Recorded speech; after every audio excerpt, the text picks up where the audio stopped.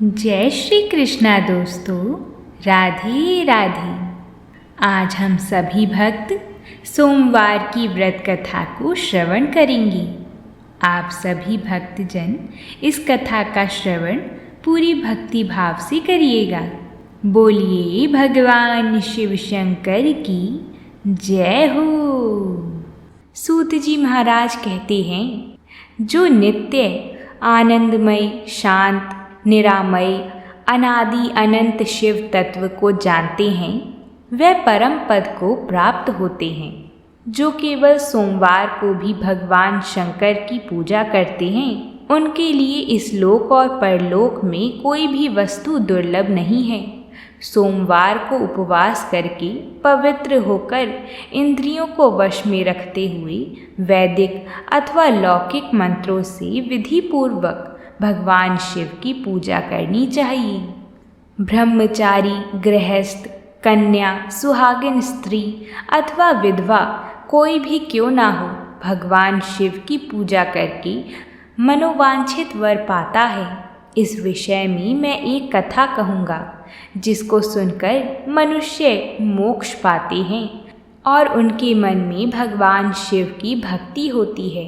प्राचीन काल में आर्यव्रत में चित्रवर्मा नाम से प्रसिद्ध एक राजा थे। वह दुष्टों को दंड देने के लिए यमराज के समान समझे जाते थे। वह धर्म मर्यादाओं के रक्षक, कुमार्गगामी पुरुषों को दंड देकर राह पर लाने वाली, समस्त यज्ञों का अनुष्ठान करने वाले और शरणार्थियों की रक्षा करने में समर्थ थे। भगवान शिव और विष्णु जी में उनकी बड़ी भक्ति थी। राजा चित्रवर्मा ने अनेक परम पराक्रमी पुत्रों को पाकर अंत में एक सुंदर मुख वाली कन्या प्राप्त की। एक श्रेष्ठ ब्राह्मण को बुलाकर कन्या की जन्म कुंडली के अनुसार भावी फल पूछे। तब उन ब्राह्मणों में से एक बड़े ही विद्वान ने कहा, महाराज, यह आपकी कन्या सीमंतनी नाम से प्रसिद्ध होगी।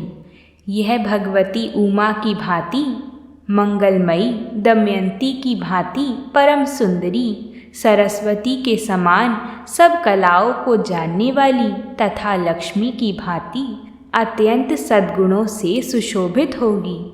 यह 10,000 वर्षों तक अपने स्वामी के साथ आनंद भोगेगी और 8 पुत्रों को जन्म देकर उत्तम सुख का उपभोग करेगी। उसके बाद एक दूसरे ब्राह्मण ने कहा, यह कन्या 14वें वर्ष में विधवा हो जाएगी। यह कठोर वचन सुनकर राजा 2 घड़ी तक चिंता में डूबे रहे। उसके बाद सब ब्राह्मणों को विदा करके राजा ने सोचा कि सब कुछ भाग्य के अनुसार होता है। ऐसा समझकर चिंता छोड़ दी। कन्या सीमंतनी धीरे धीरे सयानी हुई। अपनी सखी के मुख से विधवा योग की बात सुनकर उसे बड़ा खेद हुआ। उसने चिंता मग्न होकर याज्ञवल्क्य मुनि की पत्नी मैत्रेयी से पूछा, माताजी, मैं आपके चरणों की शरण में आई हूँ। मुझे सौभाग्य बढ़ाने वाली सत्कर्मों का उपदेश दीजिए।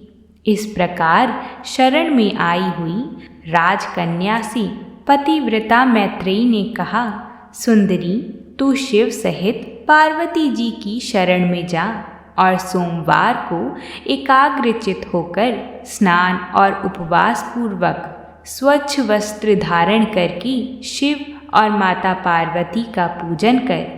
सोमवार के दिन शिव और माता पार्वती की आराधना करती रहे। इस व्रत से बड़ी भारी आपत्ति पड़ने पर भी तू उससे मुक्त हो जाएगी। घोर से घोर एवं भयंकर महाकलेश में पड़कर भी शिव पूजा ना छोड़ना। उसके प्रभाव से महान भय से पार हो जाओगी। इस प्रकार सीमंतनी को आश्वासन देकर पतिव्रता मैत्रेयी जी आश्रम को चली गईं। राजकुमारी ने उनकी कथा अनुसार भगवान शिव का पूजन आरंभ किया। निषद देश में नल की पत्नी दमयंती के गर्भ से इंद्रसेन नामक पुत्र हुआ था। राजा इंद्रसेन के पुत्र चंद्रगिद्ध हुए।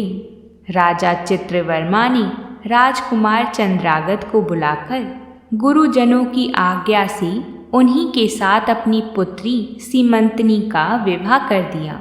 उस विवाह में बड़ा उत्सव हुआ था। विवाह के पश्चात चंद्रांगद कुछ काल तक ससुराल में ही रही। एक दिन राजकुमार यमुना के पार जाने के लिए कुछ मित्रों के साथ नाव पर सवार हुए। भाग्यवश नाव यमुना के भंवर में मल्लाहों सहित डूब गई। यमुना के दोनों तटों पर बड़ा भारी हाहाकार मच गया। इस दुर्घटनाओं को देखने वाले समस्त सैनिकों के विलाप से सारा आकाश मंडल गूंज उठा। डूबने वालों में से कुछ तो मर गई और कुछ ग्राहों के पेट में चली गई तथा राजकुमार आदि कुछ लोग उस महाजल में अदृश्य हो गई। यह समाचार सुनकर राजा चित्रवर्मा बड़े व्याकुल हुए और यमुना के किनारे आकर मूर्छित हो गई। सीमंतनी ने भी जब यह समाचार सुना तब वह अचेत होकर धरती पर गिर पड़ी। राजा चंद्रसेन भी अपने पुत्र के डूबने का समाचार पाकर रानियों सहित बहुत दुखी हुए और सुध-बुध खोकर गिर पड़े। उसके बाद बड़े बूढ़ों के समझाने पर राजा चित्रवर्मा धीरे धीरे नगर में आई और उन्होंने अपनी पुत्री को धीरज बंधाया। राजा चित्रवर्मा ने जल में डूबे हुए अपने दामाद का औधर्वदेहिक कृत्य वहां आए हुए उनके बंधु बांधवों से करवाया। पतिव्रता सीमंतनी ने चिता में बैठकर पति लोक में जाने का विचार किया, किंतु उसके पिता ने स्नेहवश रोक दिया। तब वह विधवा जीवन व्यतीत करने लगी। मुनि पत्नी मैत्रेयी जी ने जिस शुभ सोमवार व्रत का उपदेश दिया था उसे सदाचार परायण सीमंतनी ने विधवा होने पर भी नहीं छोड़ा। इस प्रकार 14वें वर्ष की आयु में अत्यंत दारुण दुख पाकर वह भगवान शिव के चरणारविंद का चिंतन करने लगी। शिव जी की आराधना करते करते उसके 3 वर्ष व्यतीत हो गए। उधर पुत्र शोक से उन्मत्त हुए राजा इंद्रसेन को बलपूर्वक दबाकर उनके भाइयों ने सारा राज्य छीन लिया और उन्हें पत्नी सहित पकड़कर कारागृह में डाल दिया। इंद्रसेन के पुत्र चंद्रांगद यमुना के जल में डूबने पर नीचे नीचे गहराई में उतरने लगे। बहुत नीचे जाने पर उन्होंने नागवधुओं को जल क्रीड़ा में निमग्न देखा। राजकुमार को देखकर वह भी विस्मित हुई और उन्हें पाताल लोक में ले गईं। वहां चंद्रागद ने तक्षक नाग के परम अद्भुत रमणीय नगर में प्रवेश किया और इंद्र भवन के समान मनोहर एक सुंदर महल देखा, जो बड़े बड़े रत्नों की प्रकाशमान किरणों से उद्दीप्त हो रहा था। भगवान सूर्य के समान तेजस्वी तक्षक नाग को सभा भवन में विराजमान देखकर परम बुद्धिमान राजकुमार ने प्रणाम किया और हाथ जोड़कर खड़े हो गए। तक्षक के तेज से उनकी आँखें चौंधिया गईं। नागराज ने भी मनोरम राजकुमार देखकर उन नागिनों से पूछा, यह कौन है और कहाँ से आया है? उन्होंने उत्तर दिया, हमने इसे यमुना जल में देखा है और इसके कुल तथा नाम परिचय ना होने के कारण आपके पास ले आई हैं। तब तक्षक ने राजकुमार से पूछा, तुम किसके पुत्र हो? कौन सा तुम्हारा देश है और यहाँ पर तुम्हारा कैसे आगमन हुआ? राजपुत्र ने कहा, भूमंडल में निषद नाम से प्रसिद्ध एक देश है। उसके स्वामी राजा नल महायशस्वी हो गए हैं। वह पुण्य लोक माने जाते हैं। उनके पुत्र इंद्रसेन हुए और इंद्रसेन का पुत्र मैं हुआ।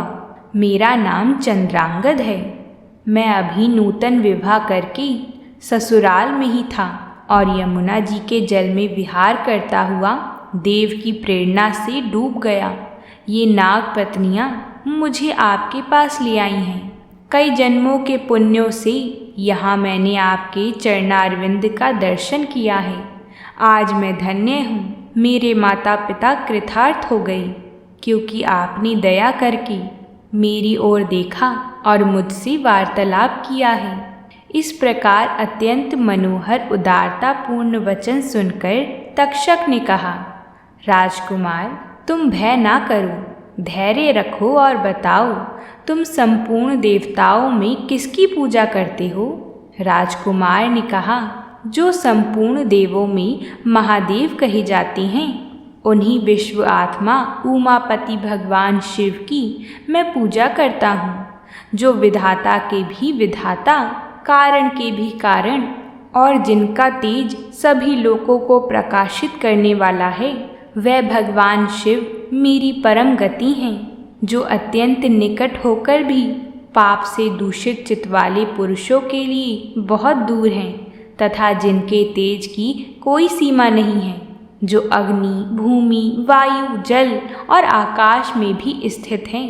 वह विश्व आत्मा भगवान सदाशिव हम सबके लिए परम पूजनीय हैं, जो संपूर्ण भूतों के साक्षी, सबकी आत्मा में स्थित रहने वाली परमेश्वर तथा निरंजन है। संपूर्ण संसार जिनकी इच्छा के अधीन है, मैं उन भगवान शिव की पूजा करता हूँ।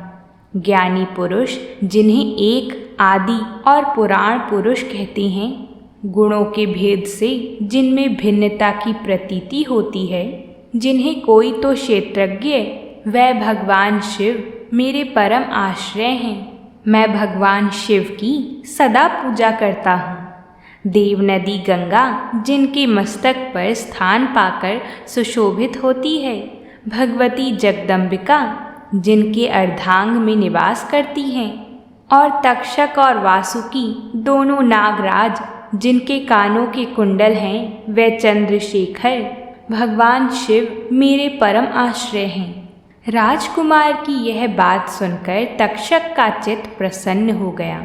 उनके हृदय में महादेव जी के लिए नूतन भक्ति भाव का उदय हो आया और वह उनसे इस प्रकार बोली, राजेंद्र नंदन, तुम्हारा कल्याण हो।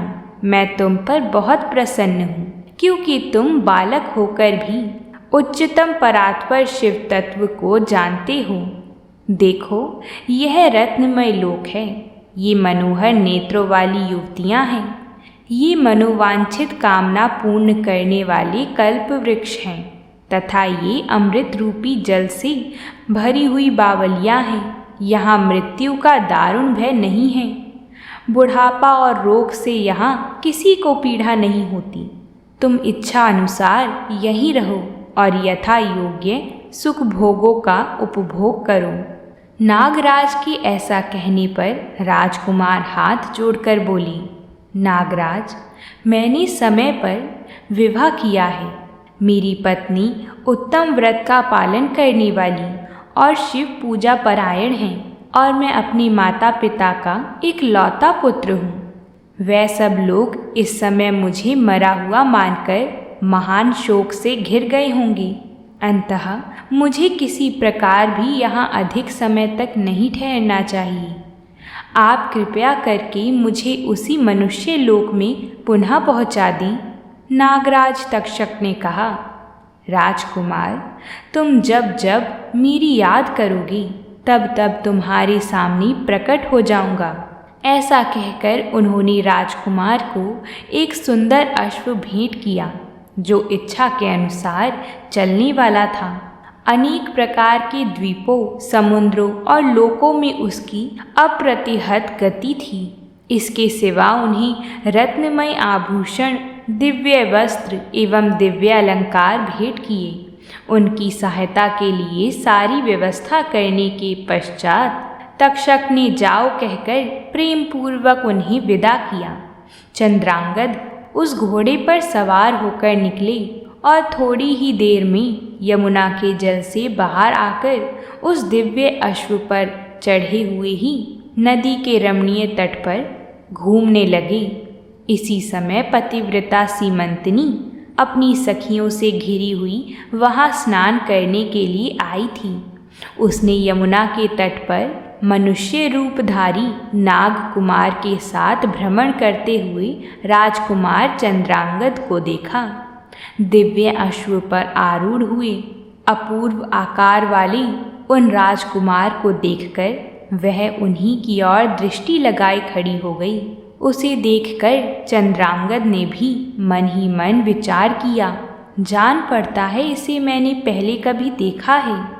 तत्पश्चात वह घोड़े से उतरकर नदी के किनारे आ बैठी और उस सुंदरी को बुलाकर समीप बैठाकर पूछा, तुम कौन हो, किसकी स्त्री हो और किसकी कन्या हो? सीमंतनी ने लज्जावश स्वयं कुछ नहीं बोला। तब उसकी सखियों ने सब बातें बताईं। इसका नाम सीमंतनी है। यह निषाद राज इंद्रसेन की पुत्रवधू, युवराज चंद्रांगद की पत्नी तथा महाराज चित्रवर्मा की पुत्री हैं। दुर्भाग्यवश इसके पति इस महाजल में डूब गए। इससे विधवा दुख प्राप्त करके यह बाला शोक से सूखती जा रही है। अत्यंत प्रबल शोक में ही इसने 3 वर्ष व्यतीत किए हैं। आज सोमवार है, इसलिए यहाँ यमुना जी में स्नान करने के लिए आई है। इसके ससुर का राज्य भी शत्रुओं ने छीन लिया है, बलपूर्वक उस पर अधिकार जमा लिया है और वे महाराज अपनी पत्नी के साथ उनकी कैद में पड़े हैं। यह सब होने पर भी यह निर्मल अंतःकरण वाली सदाचार परायण राजकुमारी प्रति सोमवार को अत्यंत भक्ति भाव के साथ पार्वती सहित महादेव जी की पूजा करती है। उत्तम व्रत का पालन करने वाली सीमंतनी अपनी सखी के मुख से सब बातें कहलवाकर स्वयं भी राजकुमार से पूछती है, आपके पास खड़े ये दोनों पुरुष कौन हैं? आपने मेरे बारे में इतना सब क्यों पूछा है? मुझे ऐसा जान पड़ता है कि कभी मैंने आपको देखा है। आप मुझे अपने से प्रतीत होते हैं। इतना कहकर राजकुमारी सीमंतनी नेत्रों से आंसुओं की धारा बहाती हुई बहुत देर तक फूट फूट कर रोती रही और मूर्छित होकर पृथ्वी पर गिर पड़ी। अपनी प्रियतमा के शोक का कारण सुनकर चंद्रांगद भी शोक से व्याकुल हो गई और 2 घड़ी तक चुपचाप बैठे रहे। उसके बाद सीमंतनी उठकर राजकुमार की ओर बारंबार निहारने लगी। उसने पहले देखे हुए अंग चिन्हों, स्वर आदि लक्षणों, अवस्था के प्रमाण तथा रूप रंग आदि की परीक्षा करके यह निश्चय किया कि ये अवश्य ही मेरे पति हैं, क्योंकि मेरा हृदय प्रेम से अधीर होकर इन्हीं में अनुरक्त हुआ है। परंतु क्या मुझ अभागिनी को अपने मरे हुए पति का दर्शन हो सकता है? यह स्वप्न है या भ्रम? अथवा मुनि पत्नी मैत्रेयी जी ने जो मुझे यह कहा था कि तुम भारी से भारी विपत्ति में भी पड़ने पर भी इस व्रत का पालन करती रहना, उसी का तो यह फल नहीं है। एक श्रेष्ठ ब्राह्मण ने मेरा 10,000 वर्षों का सौभाग्य बतलाया था। उन ब्राह्मण देवता का यह वचन अवश्य सत्य होगा। यह ईश्वर के बिना कौन जान सकता है। इधर प्रतिदिन मुझे मंगल सूचक शुभ शकुन दिखाई देते हैं। पार्वती देवी के प्राणनाथ भगवान शिव के प्रसन्न होने पर देहधारियों के लिए कौन सी वस्तु दुर्लभ हो सकती है? इस प्रकार भांति भांति से विचार करके उसका संदेह दूर हो गया। तब लज्जा से उसने अपना मुख नीचे की ओर कर लिया। उस समय राजकुमार ने कहा, भद्री, मैं तुम्हारे पति के शोक संतप्त माता पिता से यह समाचार बतलाने के लिए जा रहा हूँ। तुम्हारा कल्याण हो, तुम्हारे पति तुमसे शीघ्र ही मिलेंगे। यों कहकर राजकुमार घोड़े पर सवार हुई और अपने दोनों सहायकों के साथ शीघ्र ही अपने राज्य में जा पहुँचे। वहाँ नगर के समीप ही स्थित होकर उन्होंने नागराज के पुत्र को राज सिंहासन पर अधिकार जमाए बैठे हुए बंधुओं के समीप भेजा। नागकुमार ने शीघ्र जाकर उन सब से कहा, तुम सब लोग महाराज इंद्रसेन को अभी के अभी कारागार से मुक्त करो और सिंहासन छोड़कर हट जाओ। महाराज के पुत्र चंद्रांगद पाताल लोक से लौटकर यहाँ आए हैं। तुम आनाकानी ना करो, नहीं तो चंद्रांगद के बाण तुम्हारे प्राण ले लेंगे। वह यमुना जी के जल में डूबकर नागराज तक्षक के घर जा पहुँचे थे। वहाँ से उनकी सहायता पाकर पुनः इस लोक में लौटे हैं। नाग कुमार की कही हुई ये सारी बातें सुनकर शत्रुओं ने भी बहुत अच्छा ऐसा कहकर उनकी आज्ञा स्वीकार की और महाराज इंद्रसेन को उनके खोए हुए पुत्र के पुनः लौट आने का समाचार बताकर उनका सिंहासन उन्हें लौटा दिया। महाराज को प्रसन्न करके भी वह लोग भयभीत बने रहे। मेरा पुत्र आ रहा है, यह बात सुनकर राजा प्रेम के आंसू बहाते हुए आनंद में डूब गई। यही दशा महारानी की भी थी। उसके बाद सब नागरिक, वृद्ध मंत्री और पुरोहित आगे जाकर चंद्रांगद से मिले और उन्हें हृदय से लगाकर महाराज के समीप ले आई। अपने भवन में प्रवेश करके राजकुमार ने माता पिता के चरणों में प्रणाम किया। चरणों में पड़े हुए पुत्र को उठाकर राजा रोते हुए अपने पुत्र को हृदय से लगा लिया। फिर माता पिता का आशीर्वाद लेकर राजकुमार पुरवासियों से मिले और उन्होंने सबको यथा योग्य सम्मान दिया।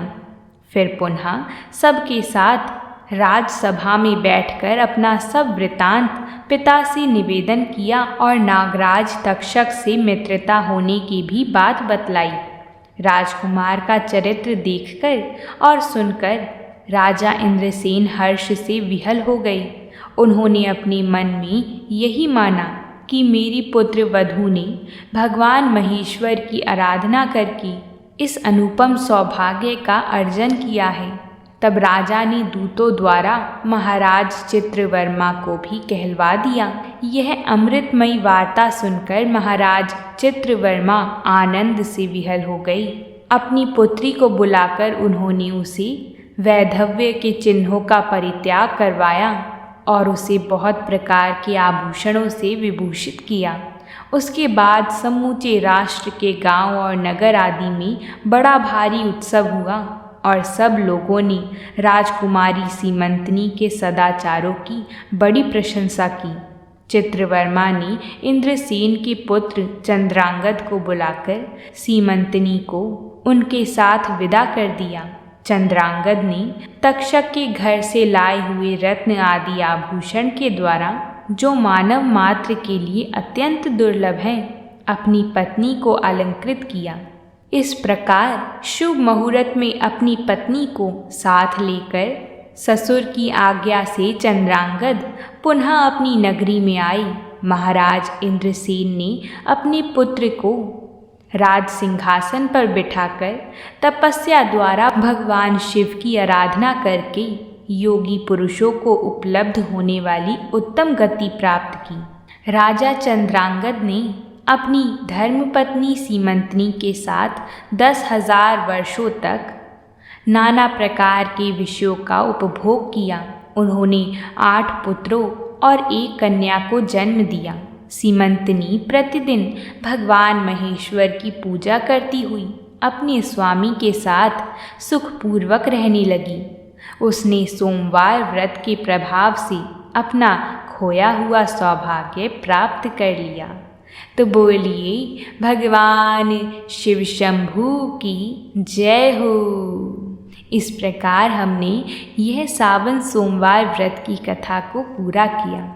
हम आशा करते हैं आप सभी को ये कथा पसंद आई होगी और आप सभी ऐसी ही कथाओं को सुनने के लिए हमारे चैनल को सब्सक्राइब ज़रूर कर लें और इस वीडियो को लाइक करना ना भूलें। तो अब मिलते हैं आपसे कल एक नई कथा के साथ। तब तक के लिए प्रेम से बोलिए पार्वती पते हर हर महादेव।